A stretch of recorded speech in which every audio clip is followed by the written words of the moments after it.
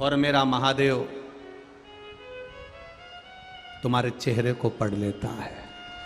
क्या चाहिए उसको? क्या चाहिए?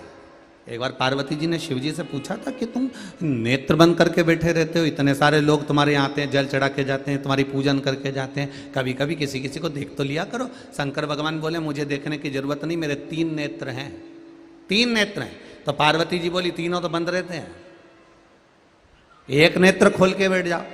शंकर भगवान बोले मुझे नेत्र खोलने की जरूरत नहीं है, मेरे 3 नेत्र हैं। तो पार्वती जी ने पूछा तुम्हारे 3 नेत्र हैं और तीनों नेत्र तो बंद रहते हैं, फिर आप किस नेत्र से भक्त के हृदय की बात को पढ़ते हो? जरा सुन लेना रे बरहानपुर वालों, जरा अच्छे से सुनना अश्वत्थामा शिव महापुराण की कथा।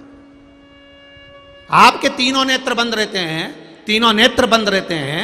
आप कह रहे हो मेरे 3 नेत्र हैं, आप 3 नेत्र से तीनों नेत्र तुम्हारे बंद रहते हैं, तो फिर ये संसार के लोगों को तकलीफ आती है, कष्ट आता है, बेचारा जल चढ़ाने आता है, पूजन करता है, अभिषेक करता है, अनुष्ठान करता है, पूजन करता है, तो इनके मन की दशा को आप कैसे देखेंगे? शंकर भगवान कहते हैं मेरे 3 नेत्र केवल मेरे चेहरे पर नहीं है, मेरे 3 नेत्र एक बेलपत्री में भी समाये हैं, मेरे 3 नेत्र एक त्रिशूल में भी समाये हैं, मेरे 3 नेत्र जलाधारी में भी समाये हैं, मेरे 3 नेत्र एक शिवालय में समाये हैं, मेरे 3 नेत्र जब मंदिर के अंदर प्रवेश करता है, देहली चढ़ता है, उस समय पर मेरा दूत मणिभद्र उन 3 नेत्रों से देख लेता है। मैं अकेला अगर नेत्र बंद कर कर बैठ भी जाता हूं, तो जब वो बेलपत्री का स्पर्श करता है, स्पर्श कर कर जब मुझे समर्पित करता है, उतनी देर में तो मैं समझ जाता हूं कि यह क्यों आया है, किस लिए आया है, क्या चाहता है। उस स्पर्श से समझा जाता है, स्पर्श से।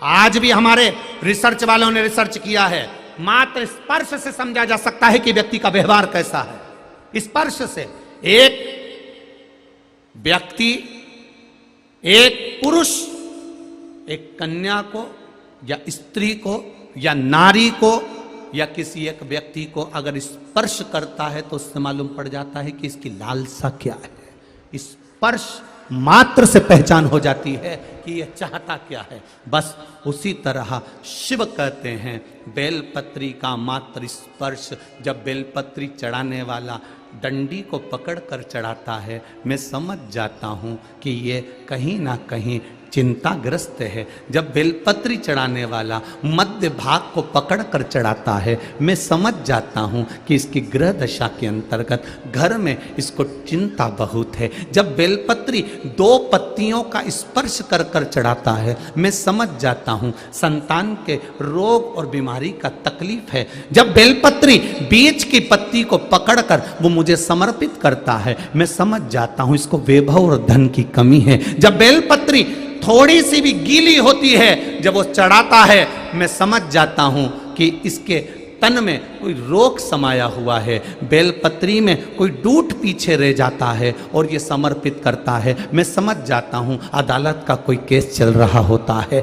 बेलपत्री का मात्र एक स्पर्श तक बता देता है कि बेलपत्री चढ़ाने वाला किस भाव से बेलपत्री चढ़ा रहा है और चढ़ाकर महादेव ने उसको कैसे स्वीकार करा। ये तक हमारा स्कंद पुराण, लिंग पुराण और शिव पुराण बता देता है कि बेलपत्री चढ़ाने का तरीका क्या है। दुनिया के लोगों बेलपत्री का स्पर्श मात्र बता रहा है, स्पर्श मात्र।